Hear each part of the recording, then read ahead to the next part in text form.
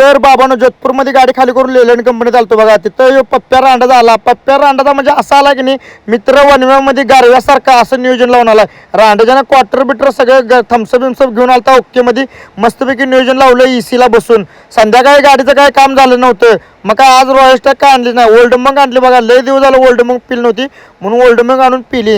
आणि ही दिसायला लागली ती आपली सगळी पंकज आहेत, जोधपूरमध्ये राहते. त्यांनी आपल्या इथं महाराष्ट्रातलीच आहेत पण जोधपूरला इथं काम करतात. त्यांनी चाललेली रक्षाबंधनला घराकडे जाता जाता माझी गाडी दिसली म्हणून थांबलीत.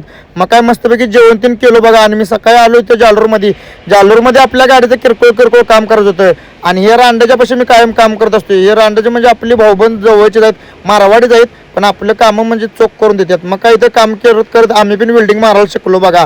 तिथंच आम्हाला बोकडेश भाऊ गाठ पडला. बोकडेश भाईला म्हटलं तू आता निघ म्हटलं, 15 दिवसानं तुझा बरोबर टप्प्यात आणून कार्यक्रम करणार आहे म्हटलं, एवढं 15 दिवस जाऊ दे म्हटलं. आणि ही त्या गायच्या आपला चुना लावा लागलाय का कोलगेट लावायला मला काय कळत नव्हतं.